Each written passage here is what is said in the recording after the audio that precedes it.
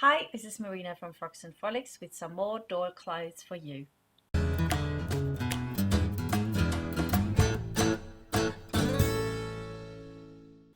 I hope you're all very excited to make some more dolls clothes. In this video, I'm going to show you how to make these Audrey Capris. They're really super easy to make.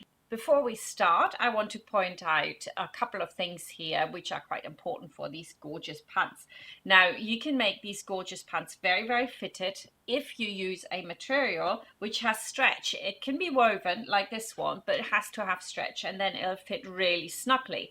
If you're using a woven fabric with no stretch in it, then you use this option, which is a little bit looser, otherwise it won't even go on. And that is quite important for everyone that's a beginner. I don't want you to get stuck at the end.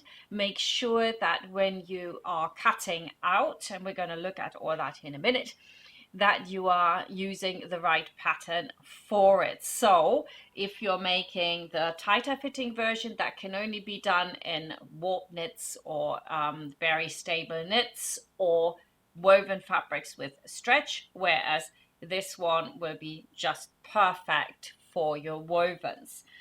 And when you look at the back, we've got a little bit of elastic in here. Oops, move this over so that it fits comfortably.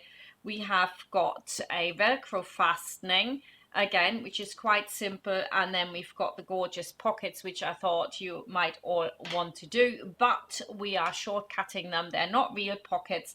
You can only go in a tiny little bit because you won't ever stick a hand in there. It doesn't work with doors anyway. So we're sewing them shut, which is really quick to do. So let's have a look at the pattern first, and then we're going to put the Audrey pants together. When you get your pattern, it's in this format here. You want to check your test square first, make sure it's 2.5 centimeters from both sides. Then you can assemble your pattern pieces after you've cut them out. Now, sometimes you have two pieces to put one pattern piece together, but most of the time for dolls, it's actually just one piece, as you can see here. And on the last page, you will find an assembly plan which shows you how pattern pieces are put together. Now here you can see the one piece that I needed to add together. It has attachment lines which we cover when we put something together, and they're labeled A and B. So you just sellotape that together, and that gives you then the complete pattern piece for cutting out. Now you have got the front leg here, which you cut 2 times mirror image, and the back leg 2 times mirror image. Then we've got the pocket, just the once, and the pocket facings or lining, which we cut 2 times mirror image, and then of course the waistband. Now you can leave off the vents on the side, and if you want to do that, you just fold over your paper like that, and that'll be fine. If you're doing the vents, of course, you cut across the end here. Then the back is mirror image, of course, as well. Same thing applies. And then you've got the option to make the slimmer pants, as I've just told you. And that means that we are going to just fold over from one line to the other here, right through the center. And you can see the difference here between the two pants. It's actually quite substantial. So one is more like a fitted leggings type, really, and the other one is a wider one. So I've made both here in the same, and needless to say, I could hardly get the slim ones on. Now here we've got the facing or lining for the pocket, and that is just sewn to, and then of course turned over to the inside, and then you've got a really nice finish, and we're going to do some for piping with that. Now you have two options for this little pocket. You can either leave it loose hanging. There's a dashed line on your pattern, so you can cut that off there so it's a little bit smaller. You can either do that, or you decide, like we are doing here on the video, that we're going to put it all in. Then you need to serge around the front edge first, and then we are including it at the lower edge of your pocket altogether. So that's up to you which one you want to do. I think it makes not much difference, but I left that option with a dashed line in for you, just so you can say, oh, okay, I don't want that much overlocking, or maybe you don't have a serger or overlocker. Just make sure that if you make the tight version, that you also reduce the pocket, the amount that's on there, right? So that it fits perfectly. And then the pocket will fit underneath this pocket opening here, And of course, this pocket, if you don't cut it back to the dashed line, will fit exactly. It's got the same length. And there we go. I think that's it. We just need to mention that, of course, if you are making the tighter version, please reduce also the waistband, but you can always cut that off later if you forgot about it. It's no big deal either. And now everything's cut out. I have my pocket facing or lining twice, mirror image. The pocket is cut just the once. The waistband is cut just once. And we need to mark where we're going to put the elastic in. So you could snip it or mark it with a textile marker. And then I've got my back twice, mirror image, and my front twice, mirror image. And as you can see here, I forgot to cut off the little corner of the pants because we are doing the vents. We will do that later. Then you also need the elastic and the Velcro tape. So I've cut my tape in half here lengthways so it's slimmer. Let's get started now. We begin with the front. The first thing to do is to serge the edges of my front facing. And then we're placing those pieces onto the front. Right sides are facing each other or together. And we're going to sew along here and back up on both sides. So hop on over to your sewing machine, and we're using a regular stitch length of 2.5. Don't forget to lock in your stitches at the beginning and the end. The needle needs to be in the fabric when you lift the presser foot and turn. Whoops, one more stitch. There we go. Perfect. And I'm using foot width seam allowance here. Most of the time we're using 1 centimeter seam allowance. That's included in the pattern always. And on the other side, I am actually starting on the side seam.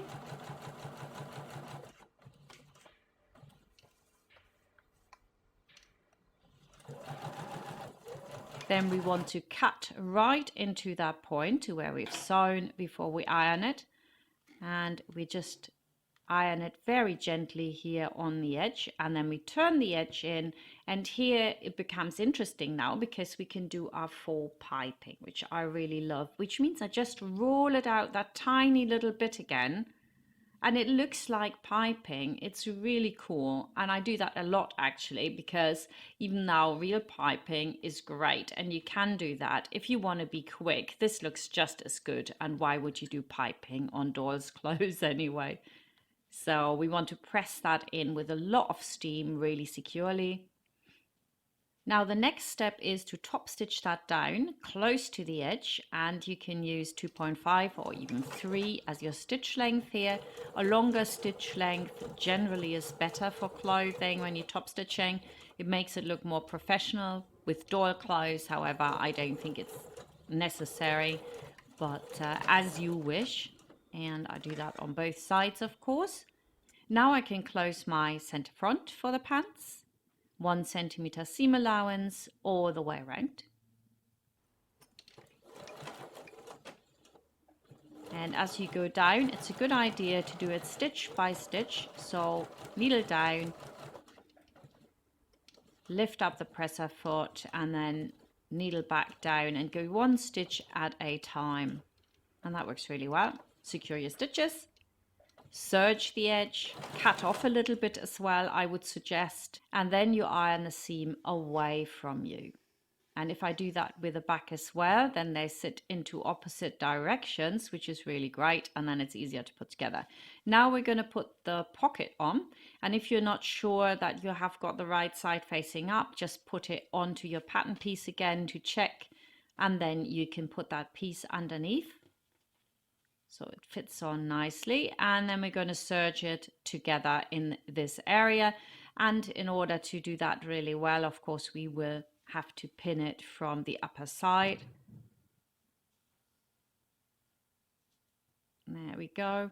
I'm going to put a pin just along the pocket opening on both sides, and then I'm going to put 1 pin central, and then I move over to my overlocker and I can just serge that together. And if it's not quite the same height, like in my case here, you can see it, then we'll just serge that off. It really is no big deal. There we go, looks absolutely brilliant. And now I can turn it back over. Our next step is to secure the pocket, and this time we're going foot width from that edge, and we're going up here and up there, and you can lengthen your stitch length there to 3 if you like, or leave it as is, and that will secure the pocket.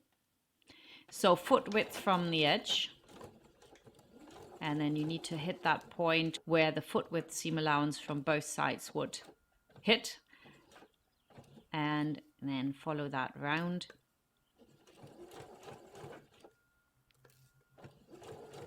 Awesome. I do the same on the other side.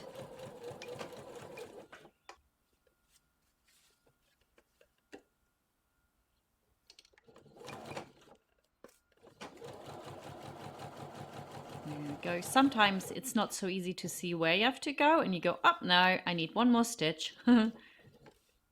And all the way up. Secure your stitches. Next, we're going to do some serging or overlocking. We're going to do the sides of the back and the sides of the front, and then all the hems. You want to put the backs on top of each other, and we're now closing the center back. And again, it's easier to start at the top, never start at the tip. There we are, 1 centimeter seam allowance. The seam allowance here is important that it's not foot width, because otherwise your waistband won't fit on. And again, we go step by step as we work our way around the corner, always having the needle in the fabric as we turn the fabric. Good practice to go step by step. It's not so easy when you first start, but once you have got that feeling for your foot, it's really good.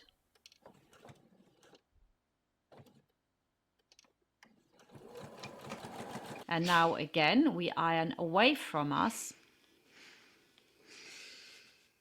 There we are. And when you put both on top of each other, you will see here at the crotch seam that they go in opposite directions, and that's exactly what you want, so that it lies nice and flat. The next step is to close one of the seams, and I'm choosing the one that doesn't have the fastening on. You could also do the fastening first, of course, it doesn't matter, as long as you only close the one side. And I'm closing it up to the point where the vent is, so line up the hem first, put a pin in there so that they're the same, so when you put in your vents you don't have one longer than the other, and then you pin the rest. Over to your sewing machine, 1 centimeter seam allowance again, lock in your stitches, go exactly the same amount of stitches, forward, then backward, and then of course forwards again.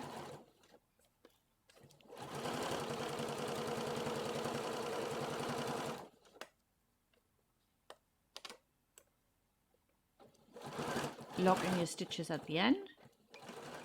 And here I notice now that I haven't cut the corner off, and actually I quite like cutting them off later, because then it's easier with the serging. And you will see here now when I cut it off, not all the serging is actually removed. So maybe that's a way to do it. Blessing in disguise, as you can see here, that worked really well. So in an ideal world, I would have done it first, but actually it worked out pretty good here to do it after, because I'm going to put in my vents in a minute. There we are. So that's done. Now we come to the ironing. Here, of course, you could iron the seam open. That would not be a problem. And on the other side, we're going to iron the seam towards the front and then open. You can also do what you would do with a girl's pants, and that's just iron the seam towards the back and then open it out at the bottom. That's up to you. And I do it differently every time. You'll find when you start sewing, you just, one time you do it that way and then another way. Next, we're going to do the waistband. So mark where you're going to put the elastic in. That's quite important. I'm using the textile marker so that you can see it well. And then you iron over your waistband, so lengthways in half. And then we're going to create a tunnel in this area that we've marked. And we're only sewing from one side to the other, and you can do foot width or centimeter, it doesn't really matter. The width of your elastic is 2 centimeters, and that fits in really well there. So now get a safety pin, put it in the end of your elastic, and then thread it through.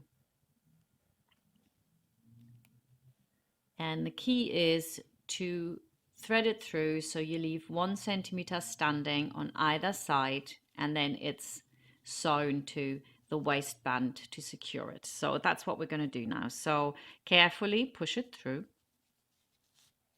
Watch what you're doing. Now it gets to 1 centimeter. There we go. And I'll stop and I'll just put a pin in there so it can't go anywhere. And then I'll pull it through to the other side. Can take out my safety pin. And again, I want to secure that. 1 centimeter left standing, both sides. Like that. And then we're going to do a stitching line here from the rough edge up to the clean edge of our waistband. Secure your stitches.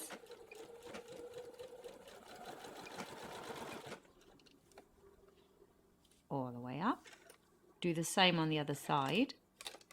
I actually quite like the pink thread. I'm doing the pink thread so that you can see what I'm doing and as a contrast, but actually I really liked it, especially with the pink full piping. That looked really good. Next, you're going to serge the short sides of your waistband, and then we're just going to put it on. The elasticated part needs to be on the back. So just put the sides on top of each other here. And on the other side as well. Beautiful. And a bit there. Couple more pins. And then where it's elasticated, of course, you'll have to stretch it while you're sewing it on. It's not that much elastication. It's just so that the waistband didn't have to be curved. We could just use a straight waistband for the door closed. That's way easier than having a curved one like we do on the girls' pants. So I've changed that. Secure your stitches, 1 centimeter seam allowance, stretch it nicely, and hold it with your left hand at the back, and I'm holding it at the front as well. There we go.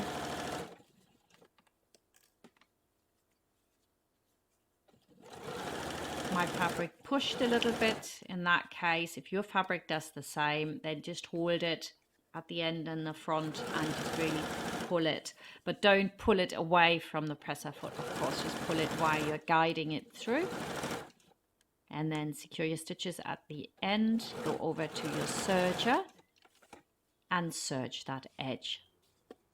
Now we've serged the edge. Beautiful. What we're going to do is top stitch it down.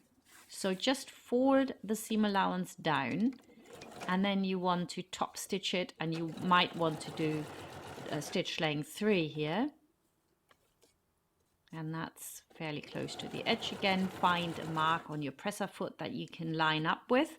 Don't look at the needle, just at the mark and your edge of the fabric that you're lining up. That's the important thing. Don't look at the needle.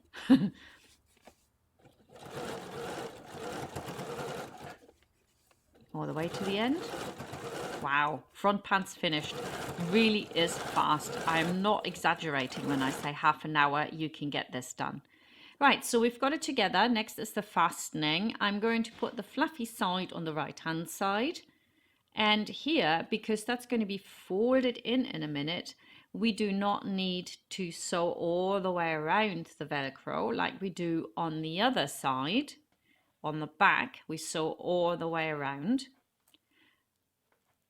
And the reason for that is because the front will be folded in. So here we're only top stitching this side. That's the side that faces into the pants. And then when it's turned and we top stitch it again, then we are catching the Velcro automatically. You could, of course, sew all the way around and then do a double stitch there. It doesn't really matter because you won't see it. But in my case, I'm just doing it just on the one side, saving my thread.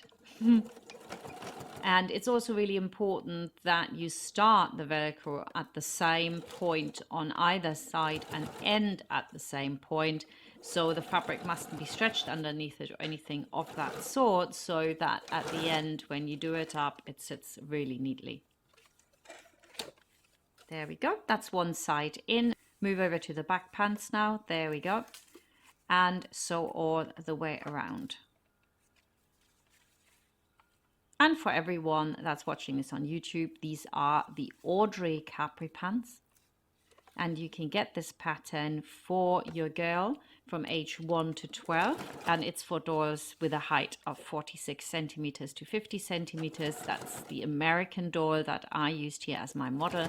Or if you are watching this from Europe and Gertz dolls are very popular there, it will fit them too. All the way around. Great. That is super. Now what we're going to do is close that side seam. So put your Velcro on top of each other so it sits absolutely perfectly on there. And the hem lines up. So that again is important. Line up the hem. Put a pin vertical to the seam. Fab. And then we're just going to pin the rest, and we're starting to sew right underneath the Velcro. And if you're not sure where that is, you can really feel it while you're sewing as well. You can mark it with your textile marker and then close that gap. Again, I'd count my stitches forward, go the same amount of stitches back so you don't overshoot. 1 centimeter seam allowance. And we go right to the point where we have our vertical pin. Close the stitches. Next, we're going to iron it. And in this case, it needs to be ironed forward. It all comes together now. So on the other side, you could iron the seams apart. It also depends on the thickness of your fabric. You want to avoid thickness. So here we go. I've turned it over to the outside and I give it another press just to make sure that I've done it right. Looks fabulous. Now I can do my top stitching, which will fix in my Velcro fastening or hook and loop fastening. So first we're going to do 1 stitching line foot width right to the end of the Velcro, right to that point.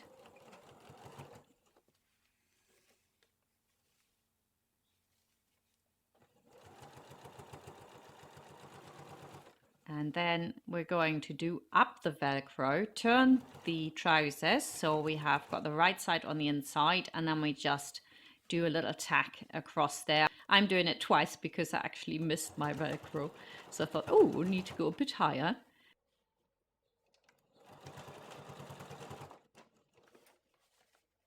And that's it. We have got the trousers together. They're looking really, really cute. Here you can see my elastication in the back. That'll make it fit quite snug, and my fake pockets.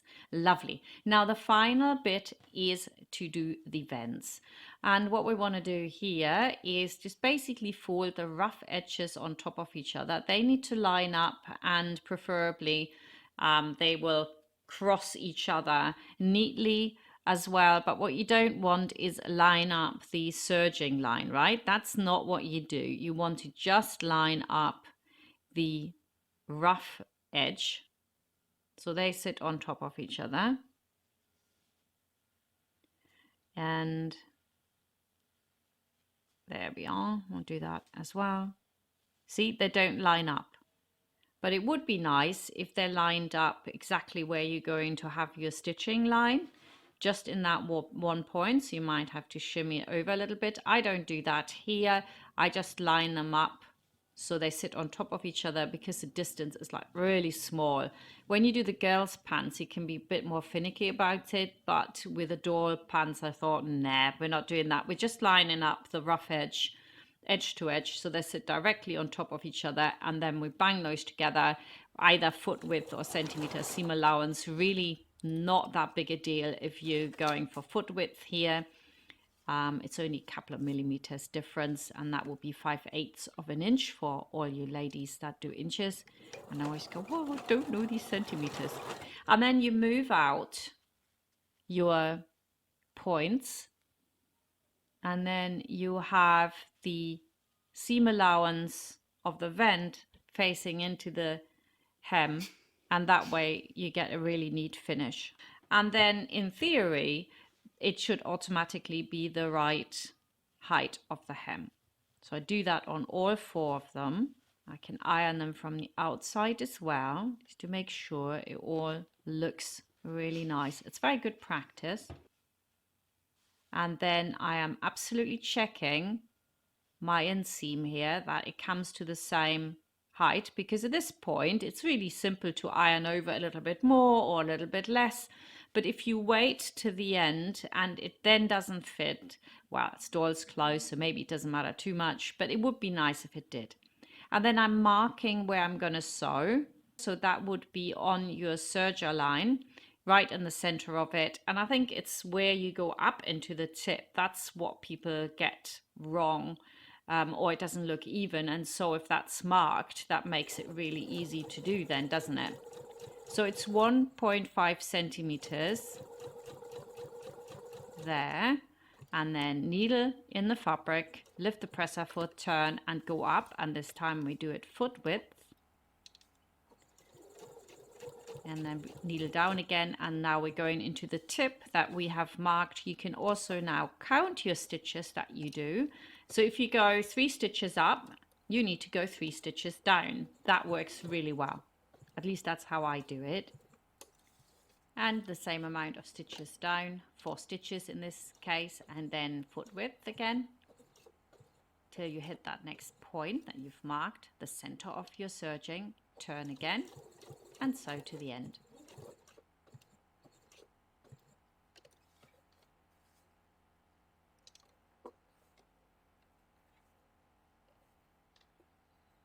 That's it. Now go over to the iron again and give this all a jolly good press. Do the other side. Again, a nice little press over that area. You're never going to press that again. It's so small, all the distances. And now I'm going to close the inseam. It looks really neat, doesn't it? I actually love making dolls' clothes. So much fun. Okay, so now we want to secure that seam. And then we also put a vertical pin in here. Awesome. So that can't go anywhere.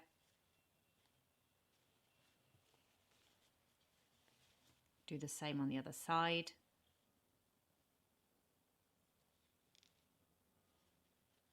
And now we can sew this together. 1 centimeter seam allowance or foot width here. It's not important what you choose, because we're going to also cut a little bit off when we serge this seam in a minute. The important thing before you do any serging is to actually remove your vertical pins, you know, so you don't damage your serger. Also, you can see blended in those beautiful little doll clothes. Those are the ones that I will be releasing over the summer, so stay tuned for that. All we have to do now is to serge this, and we're just going to put it under the serger, do a few stitches, move the serging tail around, and then serge it off. And I'm also cutting off a couple of millimeters as well, so I'm having my serging line fairly close to my stitching line, because that way there's no tension. Serge all the way to the end, few stitches over, just a few. So 1, 2, oop.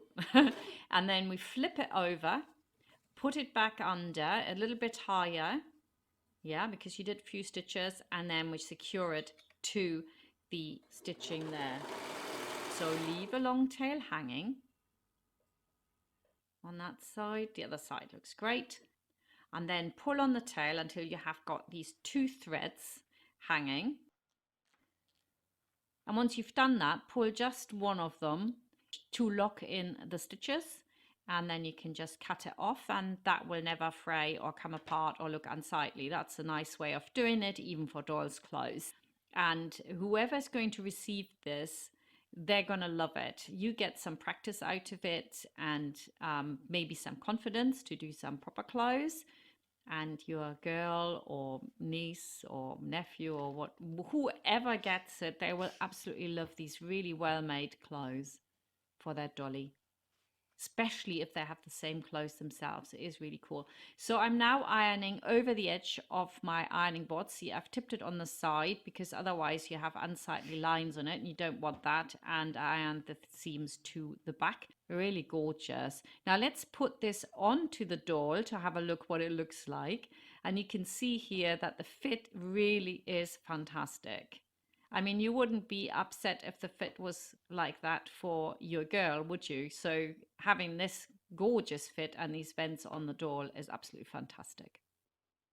And that's it. Pants are finished. I hope that you really enjoyed watching and that I encouraged you to start sewing yourself. And if you're a beginner, do start with the doll's clothes. If you have anyone that you can gift them to, they are great. Practice for the real thing. And I mean, I enjoy every minute of it. So that was it for the Audrey pants. Now you can move on to the Paris jacket. Again, I have made that easier for all you beginners there, so you can really learn something, practice, and then move up to proper clothes if you dare. And if you're watching this video on YouTube, don't forget to subscribe so that you're alerted when the next doll stuff comes out. And I hope to see you soon again. Bye for now.